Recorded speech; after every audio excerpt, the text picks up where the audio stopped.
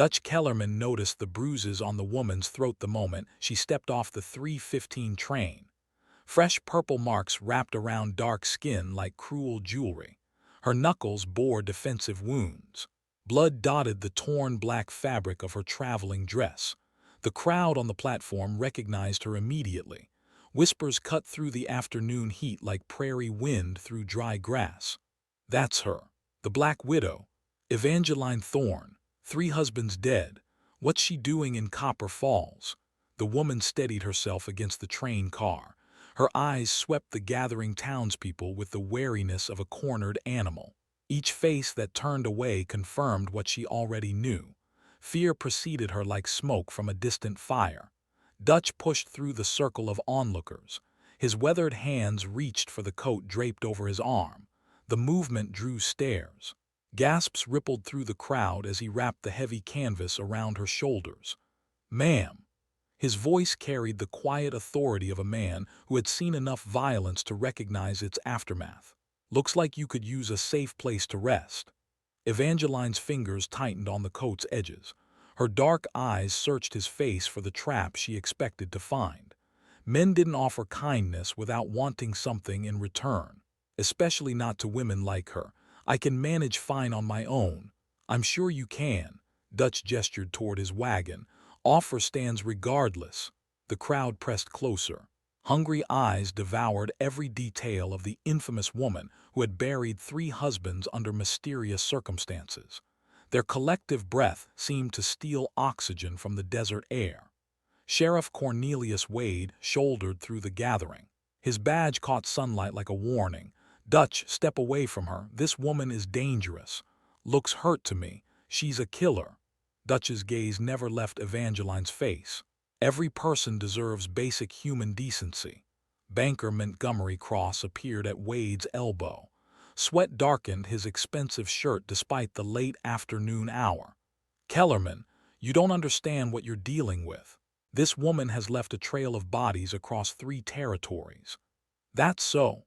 Dutch studied the defensive wounds on Evangeline's hands, the fresh bruising around her wrists, the way she favored her left side as if guarding broken ribs. "Looks to me like someone tried real hard to hurt her." Evangeline's breath caught. Men didn't usually notice details like that. They saw what they expected to see: a dangerous woman, a Black Widow spider in human form.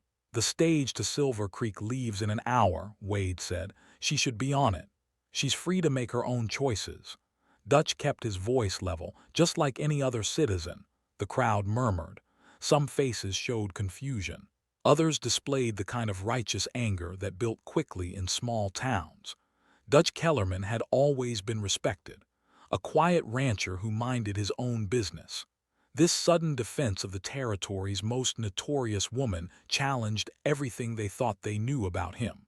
Cross stepped forward. His voice dropped to urgent whisper meant for Dutch's ears alone. "You don't know what she's capable of, the things she's done." "I know what I can see." Dutch's hand settled protectively near Evangeline's elbow without quite touching. "Someone worked her over pretty good. Recent too." Evangeline studied the man beside her. Dutch Kellerman stood average height with the kind of solid build that came from honest work. Gray threaded through brown hair that needed cutting. Lines around his eyes spoke of years spent squinting into harsh sunlight. Nothing about him suggested the kind of man who would risk his reputation for a stranger, especially not a stranger like her. "Why?" the word escaped before she could stop it. Dutch met her gaze. Something in his weathered face reminded her of her father, the same quiet strength, the same bone-deep certainty about right and wrong. "Because it's what decent folks do." Wade's hand drifted toward his gun. "Kellerman, I'm warning you." "Warning me about what, Sheriff?" "Offering assistance to someone who's clearly been attacked." Dutch's tone remained conversational, but steel entered his voice. "Since when is Christian charity a crime in Copper Falls?" The crowd shifted uncomfortably. Dutch had put his finger on something they couldn't argue with directly. Whatever Evangeline Thorne might have done elsewhere, she stood before them now as a victim of violence. The bruises painted across her dark skin told a story that challenged their assumptions. Evangeline made her decision. The alternative was returning to the train, going back to running, always looking over her shoulder, always alone. "I accept your offer, Mr. Kellerman." The collective intake of breath from the crowd sounded like wind before a storm. Dutch simply nodded and guided her toward his wagon. His movements remained calm and deliberate, as if helping notorious women was something he did every Tuesday. "Dutch," Wade's voice carried a warning, "you're making a mistake you'll regret." "Maybe so." Dutch helped Evangeline onto the wagon seat with the careful respect he might show his own sister. "But it'll be my mistake to make." He climbed up beside her and gathered the reins. The horses, sensing their owner's tension, pranced sideways before settling into their traces. "Where are we going?" Evangeline asked. "My ranch. It's quiet there, safe, safe." The word tasted foreign on her tongue.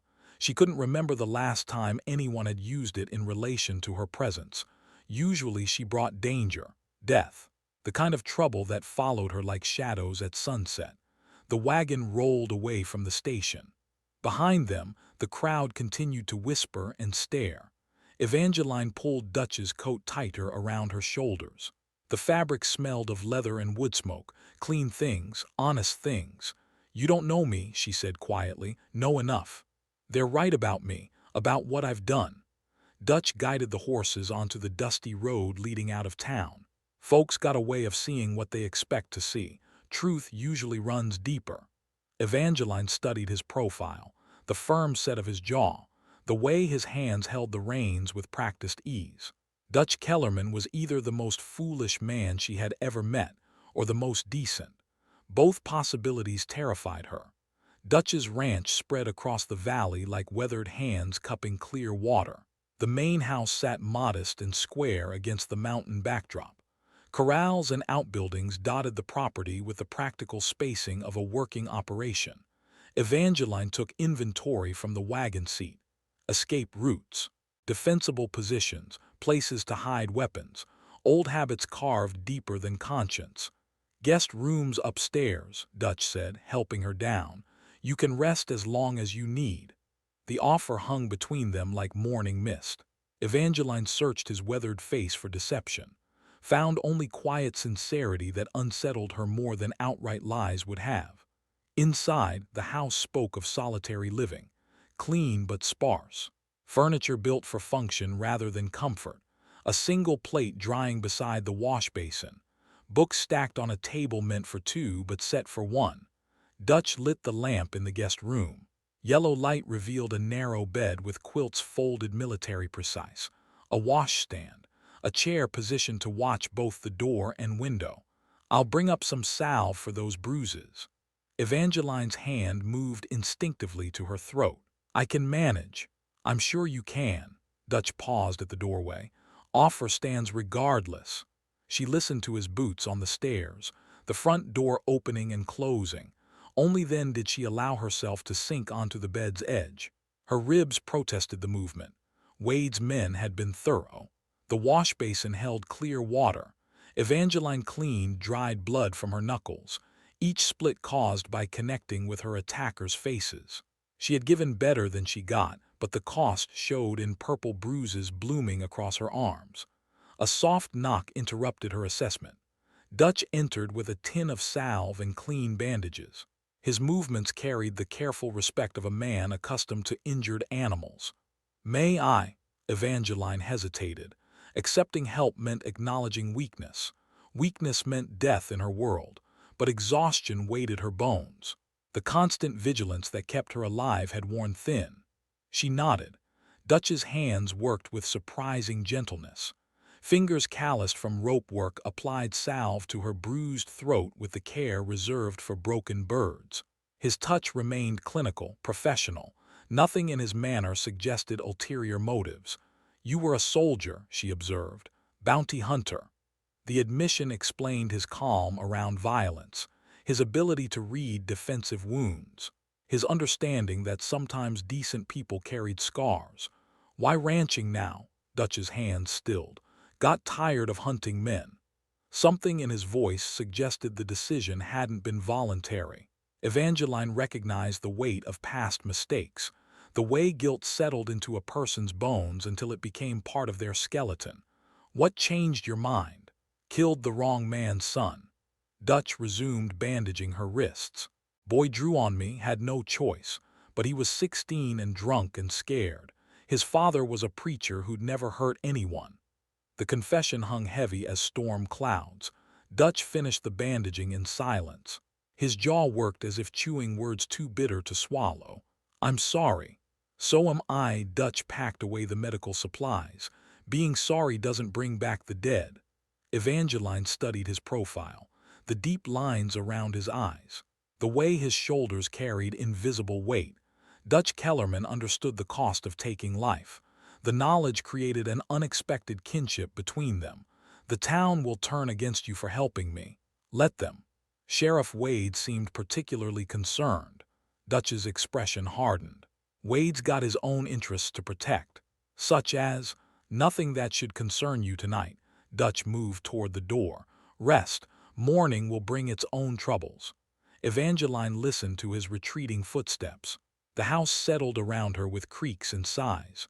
Outside, wind moved through the cottonwoods with voices that reminded her of home, of the farm her family had worked before everything burned. She slept fitfully. Dreams mixed memory with present danger. Her father's voice calling her name, her mother's hands braiding her hair, the sound of horses in the night and men with torches, always the men with torches. Dawn brought the smell of coffee and bacon. Evangeline found Dutch at the kitchen table, sorting through papers. Legal documents spread across the scarred wood surface. Your husband's ranch, he explained without looking up. Thought you might want to understand what you inherited. Evangeline poured coffee from the pot. The normalcy of the gesture felt foreign. When had she last shared morning coffee with someone who didn't want her dead? Victor left considerable property. Dutch's finger traced boundary lines on a surveyor's map. Prime grazing land, water rights, mineral claims. Generous of him. Question is why? Dutch looked up from the documents. Victor Thorne wasn't known for generosity, especially toward his wives. The statement carried weight. Evangeline set down her coffee cup. What do you mean? Mean your husband had a reputation. Hard man who didn't treat women with particular kindness. Dutch shuffled through deed transfers and bank records. Yet he left you everything. No conditions, no restrictions. Evangeline studied the papers. Legal language she barely understood. Numbers that represented wealth she had never pursued. Her marriage to Victor had been about proximity, access, the chance to get close enough for justice. Maybe he loved me. Maybe. Dutch's tone suggested skepticism. Or maybe he was scared of something, someone. The documents told a story Evangeline hadn't expected. Land acquisitions spanning 20 years. Property purchased at prices well below market value. Always from families described in the paperwork as motivated sellers. These dates, she said, pointing to a cluster of transactions. They're all within months of each other. Dutch leaned closer. His shoulder brushed hers as they studied the records together. Spring of 1879. Bad year for small farmers, drought, failed crops, or other troubles. Their eyes met across the scattered papers. Understanding passed between them without words, the kind of troubles that forced families to sell land their grandfathers had claimed, the kind of troubles that left no choice but to take whatever price was offered. Victor wasn't just buying property, Evangeline said quietly. He was buying silence. Dutch nodded. Question is, silence about what? Evangeline gathered the documents with careful hands. Each paper represented another family displaced, another history erased. The pattern was too consistent to be coincidence, too systematic to be individual greed. Who else was involved? Dutch pulled out a ledger book. Names and amounts filled columns in Victor's neat handwriting. Looks like he had partners. Or employers. The names made Evangeline's blood turn to winter water. Wade, Cross. 3 others she recognized from wanted posters and whispered conversations. Men who had built fortunes on other people's losses. Men who had killed her family. These records, she said, voice barely above whisper. They're evidence. Evidence of what? Evangeline met Dutch's gaze, truth balanced on the edge of her tongue. The real reason she had married Victor Thorne. The mission that had cost her everything and everyone she loved. Land theft, murder, a conspiracy that goes back 20 years. Dutch's weathered hand stilled on the papers. What aren't you telling me, Evangeline? The question hung between them like smoke from a distant fire. Outside, wind rattled the windows with growing urgency. Storm clouds gathered over the mountains, promising rain the drought-scorched land desperately needed. Evangeline looked at the evidence scattered across Dutch's kitchen table. Proof of crimes that had destroyed countless families. Documentation that could bring justice or get them both killed. More than you want to know, she said finally. More than anyone should have to carry. But Dutch's eyes held no judgment, only the patient understanding of a man who had learned that everyone carried secrets, some heavier than others. The storm clouds moved closer. Thunder rumbled in the distance with the sound of approaching judgment. Rain drummed against the windows with increasing urgency. The storm that had threatened all morning finally broke over the valley. Water streamed down glass in rivulets that caught lamplight and scattered it across the kitchen walls. Evangeline traced her finger along the edge of Victor's ledger. The names blurred through tears she refused to shed. Each entry represented another family destroyed. Another life ended for the crime of owning fertile land. My name was Evangeline Washington before I became a widow 3 times over.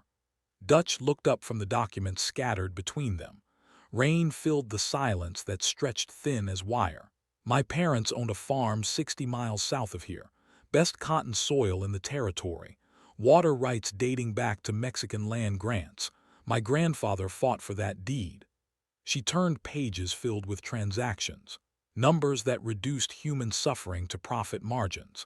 1879 was the year everything burned. Thunder rolled across the valley. Lightning illuminated the kitchen in stark white flashes that made shadows dance across the walls. They came at night, men in masks calling themselves the Crimson Brotherhood, said colored folks had no business owning prime agricultural land. Evangeline's voice carried the flatness of old pain.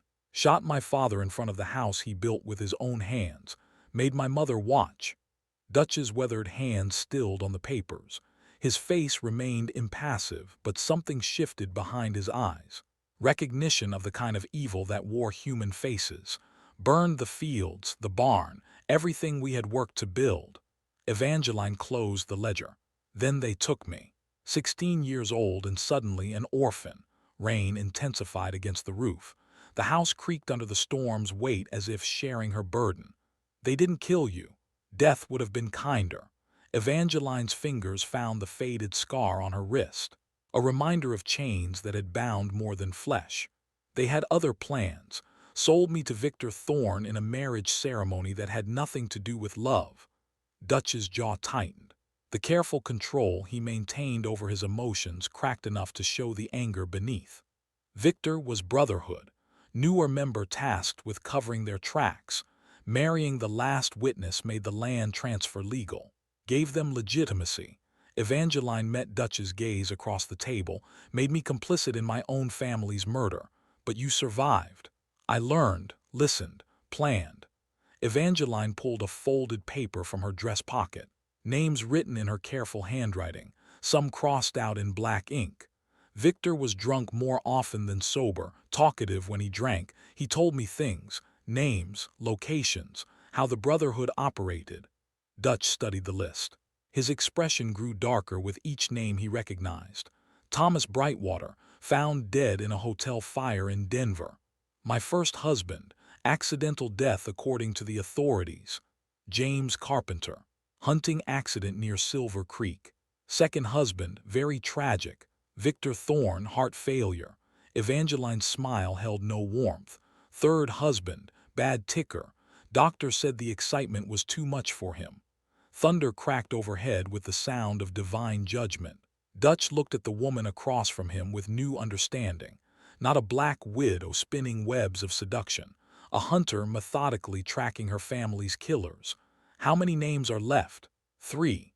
Evangeline traced the unmarked names with her fingertip. The leaders, the ones who gave the orders, Dutch already knew. The evidence spread across his table told the story. Bank records showing unusual cash flows, property deeds with suspicious signatures, a conspiracy that reached into the highest levels of territorial government. Wade, Cross, and territorial Judge Harrison Miller, men with power, influence, the kind who never answer for their crimes because they write the laws. Evangeline's voice carried 20 years of accumulated rage. But they made one mistake. What mistake? They let me live. Lightning split the sky outside. In the stark white flash, Dutch saw Evangeline clearly, not the infamous Black Widow of territorial legend. A daughter seeking justice for murdered parents. A woman who had spent 2 decades planning revenge against impossible odds. The bruises on the train, Wade's men. They finally connected the deaths, realized their organization had a problem. Evangeline touched her throat where finger marks still showed purple against dark skin. 3 of them cornered me in the last car. They won't be cornering anyone else. Dutch processed this information. The missing pieces of her arrival in Copper Falls, why she had been injured, why Wade had been so eager to remove her from town. They know you're here. They know I'm close to finishing what my family started.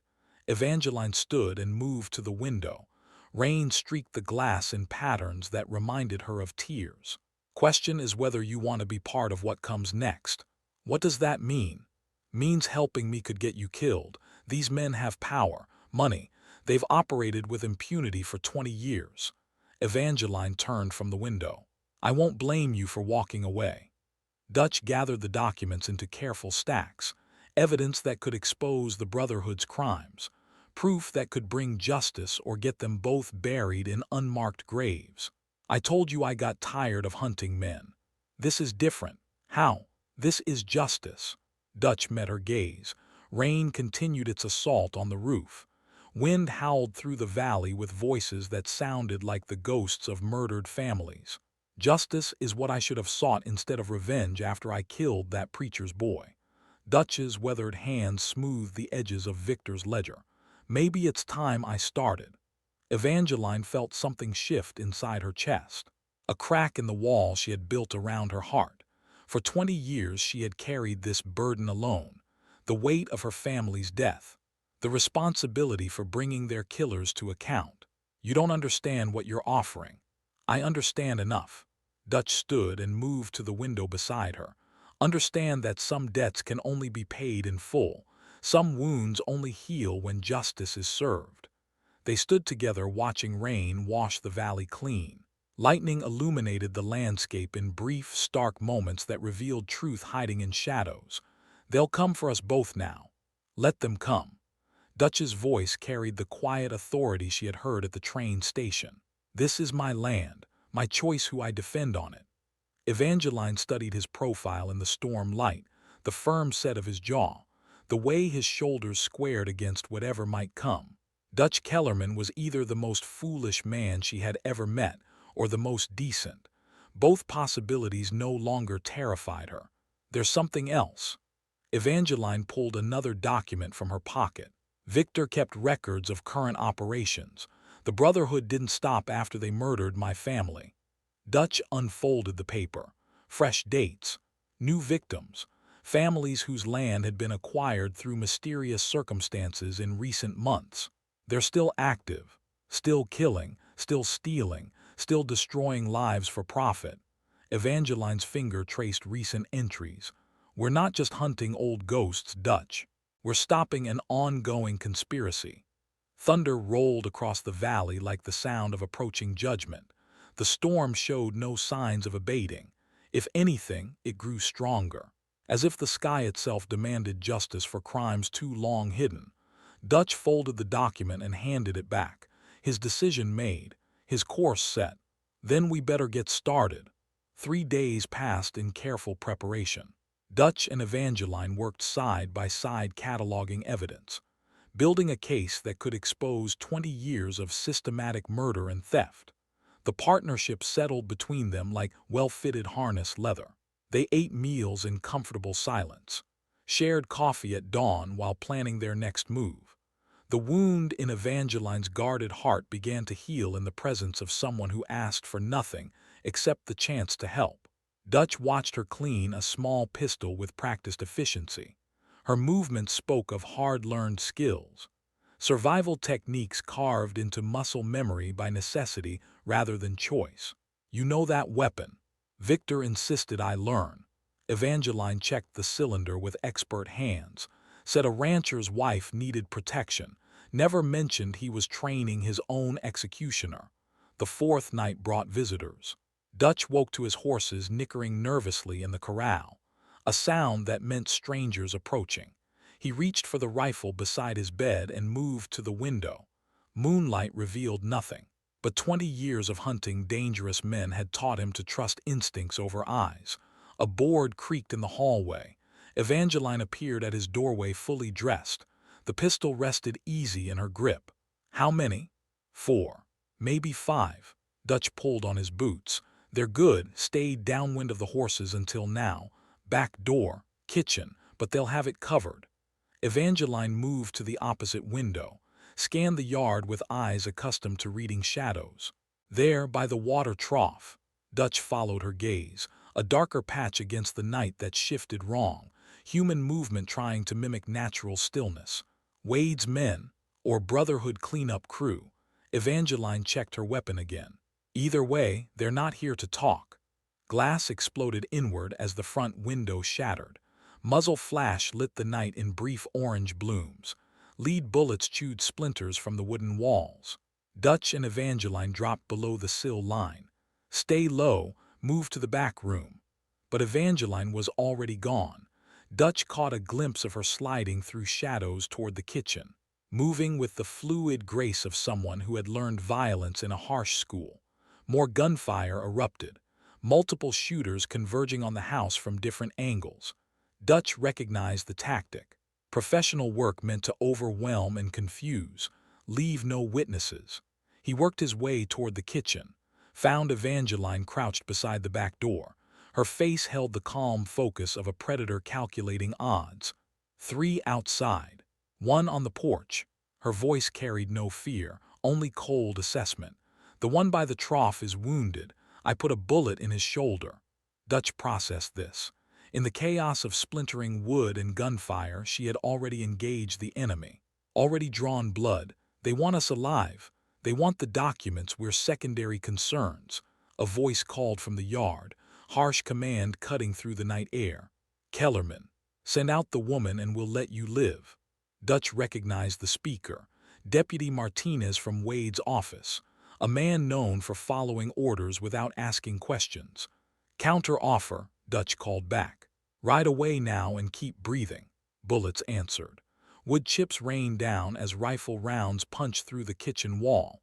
Dutch and Evangeline pressed against the floor as lead flew overhead. The shooting stopped. Silence stretched taut as bowstring. "They're moving," Evangeline whispered. Dutch heard it too, boots on gravel, the soft jingle of spurs, men repositioning for a final assault. "Back door, 2 of them, waiting for us to run." "Then we don't run." Evangeline met his gaze. Something passed between them, understanding born of shared danger, trust forged in gunfire. She moved first, rising fluid as smoke to fire through the shattered kitchen window. Dutch heard a cry of pain from the yard, one less threat to worry about. He kicked open the back door and rolled onto the porch. Muzzle flash revealed a man crouched behind the woodpile. Dutch's rifle spoke once. The shadow fell still. "Dutch!"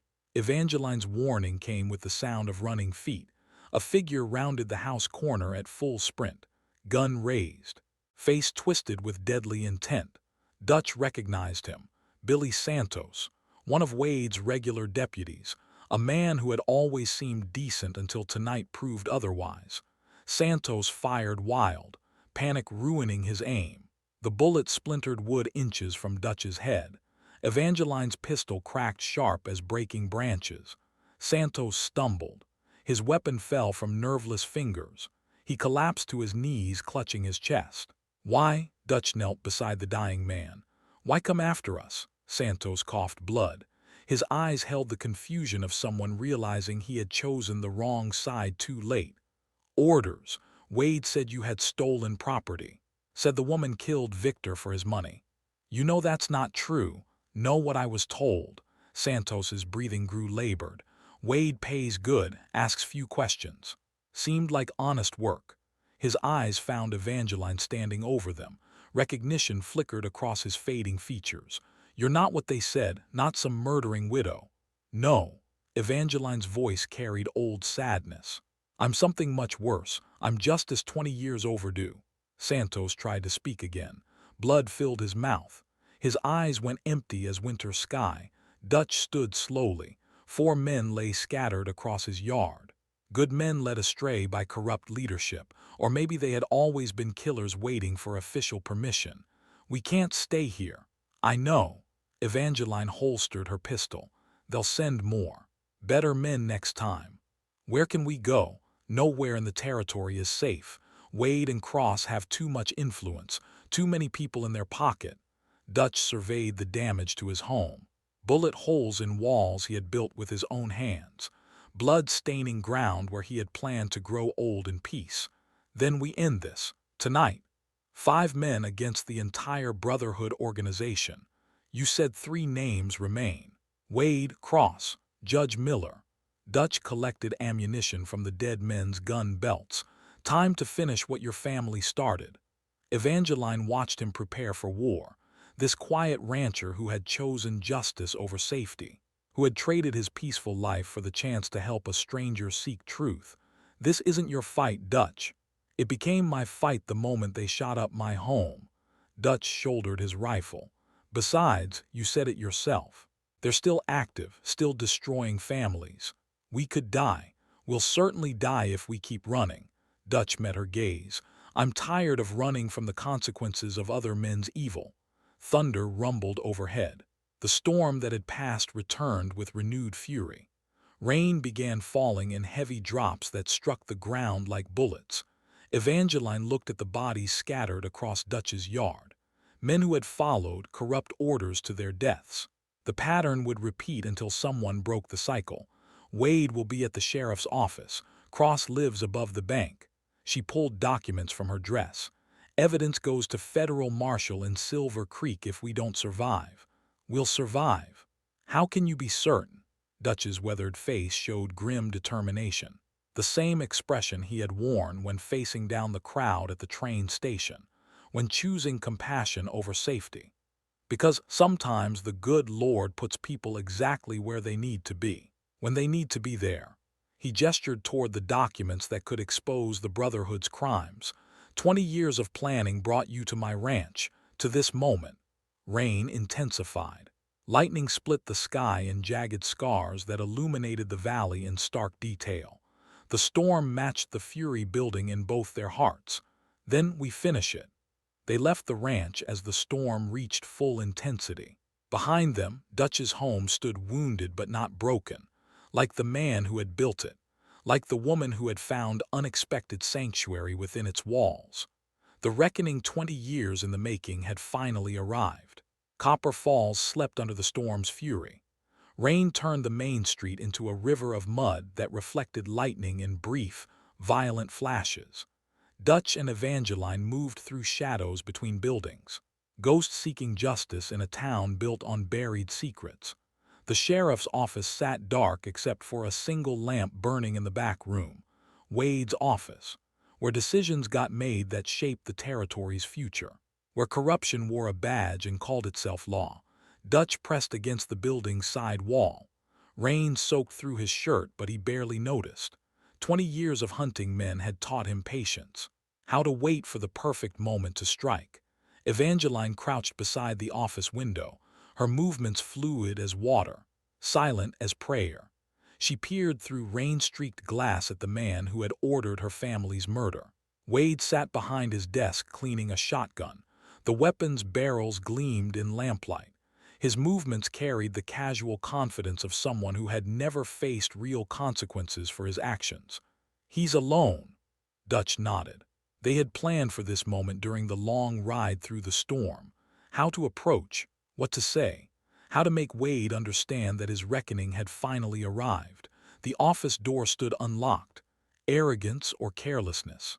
Wade had ruled this territory too long to imagine anyone would challenge him directly. They entered quiet as morning mist. Wade looked up from his weapon maintenance. His face cycled through surprise, anger, and something that might have been fear. Evangeline Thorne, Dutch Kellerman, his voice carried forced calm, thought you might be dead by now. Your men had different ideas about their own mortality. Wade's hands moved toward the shotgun's trigger. Dutch's rifle barrel swung to cover him before he could complete the motion. I wouldn't. You're making a mistake, Kellerman, both of you. Wade leaned back in his chair. This woman is a killer. A black widow who's murdered 3 men. 3 Brotherhood members, Evangeline corrected. 3 men who helped burn my family's farm, who murdered my parents for the crime of owning fertile land. Wade's expression shifted. Calculation replaced bluster. You can't prove any of that. Evangeline placed Victor's ledger on the desk. The pages fell open to reveal names, dates, and payments. 20 years of systematic theft documented in careful handwriting.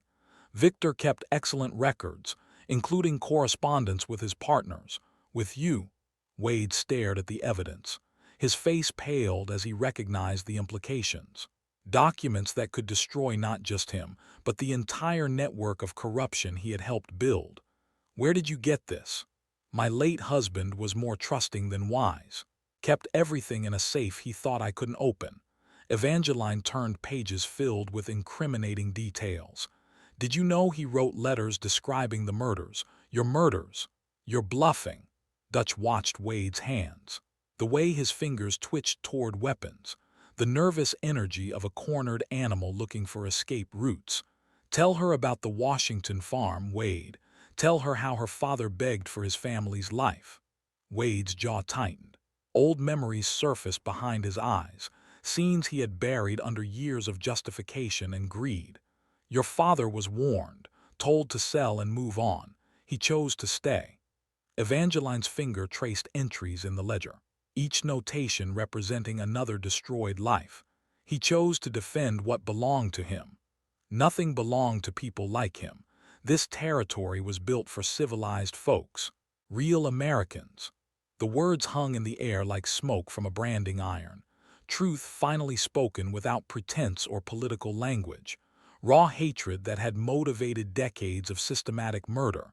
Dutch shifted position. His rifle remained trained on Wade, but something had changed in his stance. Recognition of evil wearing human form. How many families did you destroy? As many as necessary. Wade's mask slipped completely. You think this territory civilized itself? Think decent white families could build communities with savages and coloreds owning the best land? Lightning illuminated the office in stark white relief. Thunder followed immediately. The storm had reached its peak intensity. The Brotherhood brought order, prosperity, progress. Wade gestured toward the window. Look at this town, these businesses, the railroad connection. None of that happens if we let inferior races hold prime property. Evangeline closed the ledger, her movements deliberate as a judge pronouncing sentence. My father built a school. My mother ran a clinic that treated anyone who needed help. They employed dozens of workers, fed hungry families. Her voice carried 20 years of accumulated pain. What exactly was inferior about that? Wade had no answer. His worldview allowed no space for contradictory evidence, no room for humanity in those he had designated as less than human. The federal marshal in Silver Creek has copies of these documents, Dutch said quietly, along with witness statements from survivors, families you thought you had silenced. Wade's confidence cracked. You're lying. Telegraph office keeps records, messages sent and received. Dutch's weathered face showed grim satisfaction. Marshal Jenkins is very interested in territorial corruption, especially when it involves murder. He has no jurisdiction here. He does when crimes cross territorial boundaries, when Federal Postal Service gets used to coordinate criminal activity. Evangeline pulled folded telegrams from her dress. Victor's correspondence with Judge Miller mentions federal land grants. Stolen federal land grants. Wade stared at the evidence mounting against him. Documents that would destroy not only his life but his legacy. The careful structure of power and influence he had spent decades building. What do you want? Justice for murdered families. Compensation for stolen land. Your confession detailing Brotherhood operations. Evangeline's voice carried the finality of winter frost. Everything. And if I refuse, Dutch's rifle moved slightly, the barrel aligned with Wade's chest. Then justice gets served a different way. Rain pounded the office roof with increasing fury. The storm showed no signs of abating. If anything, it grew stronger, as if nature itself demanded an accounting for crimes too long hidden. Wade looked between them, the infamous Black Widow and the quiet rancher who had chosen her side. Two people who had nothing left to lose except their lives. You'll never make it out of town alive. Cross has men watching every road. Judge Miller controls the territorial courts. Wade's voice carried desperate authority. Even if you kill me, the Brotherhood continues. Maybe. Evangeline stood and moved to the window. Lightning revealed armed men gathering in the street despite the storm. But it continues without you. Dutch joined her at the window. 20 men or more, all carrying weapons, all loyal to Wade and the system that fed them. Looks like Cross called in reinforcements. Looks like they found our hideout. Evangeline checked her pistol. Question is whether we fight our way out or finish this here. Wade laughed. The sound carried no humor, only the bitter satisfaction of a man watching his enemies discover the depth of their miscalculation. You're trapped, outnumbered, outgunned. He reached for his shotgun again. Time to discuss terms of surrender. Dutch's rifle spoke first. The bullet shattered Wade's shoulder and spun him from his chair. The sheriff hit the floor hard but remained conscious. His weapon clattered beyond reach. Only terms we're discussing are yours, Dutch said calmly. Full confession, names of all Brotherhood members, location of stolen documents. Wade clutched his wounded shoulder. Blood seeped between his fingers. You shot me. I shot your shoulder. Next bullet goes center mass. Outside, men shouted orders. Boot steps splashed through mud as the militia organized. Someone pounded on the office door. Sheriff Wade, you all right in there? The moment of final decision had arrived. Truth or consequences, justice or more blood in the street. Wade looked at his shattered shoulder, at the documents scattered across his desk, at the two people who had brought 20 years of hidden crimes into the light. All right, he said finally, I'll tell you everything. Wade's confession spilled out like blood from a mortal wound. Names, dates, methods used to terrorize families into selling their land for pennies on the dollar. The Brotherhood's network reached deeper than even Evangeline had suspected. Cross handles the money, bribes territorial officials, pays off federal land inspectors. Wade pressed a torn shirt sleeve against his wounded shoulder. Judge Miller legitimizes the transfers, makes stolen property look legal. Evangeline wrote everything down. Her handwriting remained steady despite the shouting outside, despite the armed men gathering in the storm. How many families? 37 over 20 years, maybe more. Cross kept better records than I did. Dutch moved to the back window, counted muzzle flashes in the lightning, men positioning themselves for a siege. They know we're trapped. Let them think that. Evangeline finished documenting Wade's testimony. Truth has a way of traveling even when the messenger dies. Sheriff Wade, Cross's voice carried over the storm, send out Kellerman and the woman. We can resolve this peacefully. Wade started to answer. Dutch's rifle barrel against his temple changed his mind. Tell them you're fine. Need more time to question the prisoners. Wade's voice cracked as he shouted toward the door. All good in here, Montgomery. Give me another hour. Silence answered. Then muffled conversation as Cross and his men debated their next move. Evangeline sealed Wade's written confession in an oilskin pouch, along with copies of Victor's ledger, evidence that would survive even if they didn't. The telegraph office, can we reach it from here? Dutch studied the town layout through rain-streaked windows. Back alley, maybe 50 yards through open ground. Under fire from 20 rifles. Probably suicide. Evangeline met his gaze. They had come too far to stop now. Too many families deserved justice to let fear win. My parents didn't die so their killers could live comfortable lives. I know. Your redemption doesn't come from dying here. It comes from making sure this evidence reaches people who can act on it. Dutch's weathered hands checked his ammunition. Not enough bullets to fight 20 men, but maybe enough to buy time for truth to escape. There's another way. What way? Founders' Day celebration is tomorrow. Whole town gathers in the square. Perfect time to present evidence publicly. We have to survive the night first. Glass shattered in the front window. A burning brand arced through the opening and landed on Wade's desk. Flames spread across scattered papers with hungry eagerness. "They're burning us out," Dutch said. Evangeline kicked the brand toward the stone fireplace. Stamped out smaller fires before they could take hold, but smoke already filled the small office. "Back door it is." Dutch helped Wade to his feet. The wounded sheriff swayed but remained upright. "You're taking me. You're our witness. Our proof that the confession is genuine. I'll never testify publicly. You will if you want to live through this night." They moved through the office's rear exit into the storm's full fury. Rain drove horizontal sheets that reduced visibility to arm's length. Lightning turned the world into stark black and white snapshots. The telegraph office sat across 50 yards of open ground. 50 yards that might as well have been 50 miles with armed men hunting them. Dutch led them along the back wall of buildings, using shadows and storm fury as cover. His boots found every loose board, every obstacle that might betray their position. A muzzle flash erupted 20 feet away. The bullet gouged wood from the wall beside Evangeline's head. She spun and fired back.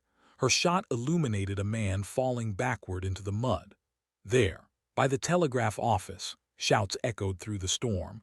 Running footsteps splashed through puddles. The hunter became the hunted as Cross's men converged on their position. Dutch shoved Wade ahead of him. "Move, faster." But the wounded sheriff stumbled. His legs gave out 10 yards from the telegraph office door. Wade collapsed face first into the muddy street. Evangeline reached him first, rolled him over to check for wounds. His eyes stared sightless at the storm clouds. A bullet had found its mark despite the darkness and rain. He's dead. Confession's still good. Written testimony stands in territorial court. More gunfire erupted from multiple directions. Cross's men had them surrounded. The telegraph office might as well have been on the moon. "New plan," Dutch said. "I'm listening. You get to that telegraph office. Send the evidence to Marshal Jenkins. I'll give you covering fire." "That's suicide." "Maybe. But the evidence gets through." Evangeline looked at the man who had chosen justice over safety, who had traded his peaceful life for the chance to help a stranger, who was now willing to die to ensure her family's killers faced judgment. "There's a third option." "What option?" "We both live through this. Both see justice served." Evangeline pulled the last item from her dress, a stick of dynamite taken from Victor's mining supplies. "Sometimes you have to bring down the whole structure to expose what's hidden underneath." Dutch stared at the explosive. "What are you thinking?" "Thinking Cross keeps his records in the bank. All the evidence we need to destroy the Brotherhood completely." Evangeline's eyes reflected lightning and something fiercer. "Thinking a big enough explosion will wake up the whole town. Make them ask questions about what burned and why. That's not justice, that's revenge. Sometimes they're the same thing." Dutch considered her words. The storm, the men hunting them through the night, the 20 years of buried crimes that had led to this moment. "Your parents wouldn't want you to become what you're fighting against." Evangeline's hand stilled on the dynamite. Rain washed tears from her cheeks as surely as it washed blood from the street. "Then what do you suggest?" "We wait for dawn, for the town to wake up.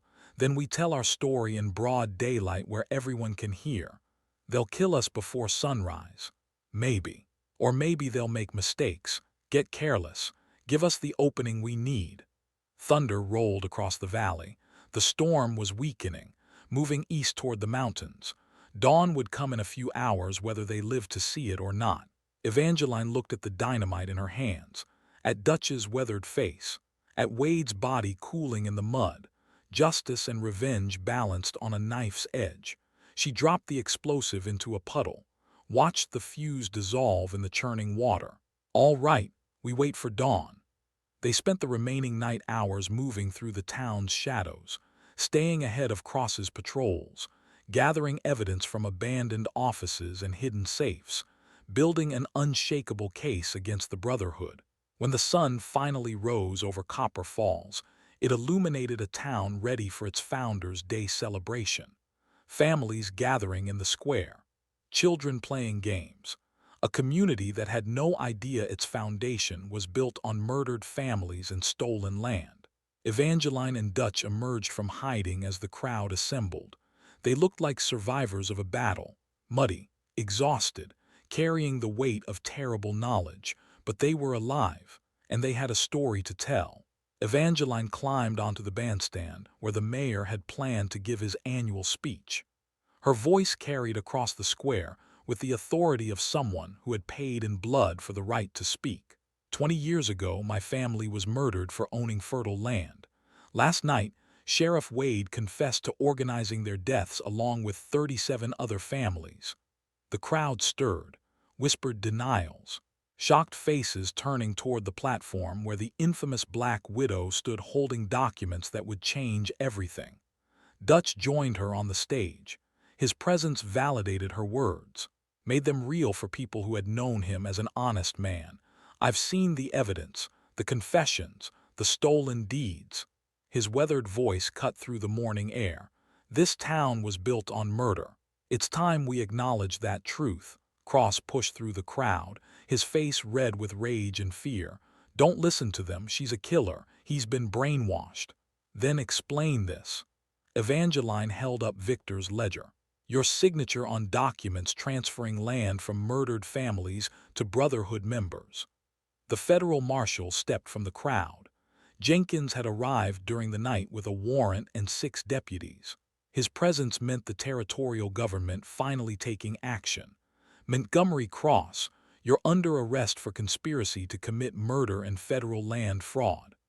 The crowd watched in stunned silence as Cross was led away in chains. As the truth about their town's foundation finally came to light, 6 months later, Dutch and Evangeline stood before the same gathering, this time as husband and wife. The woman once known as the Black Widow had become a teacher, a healer, a symbol of justice finally served.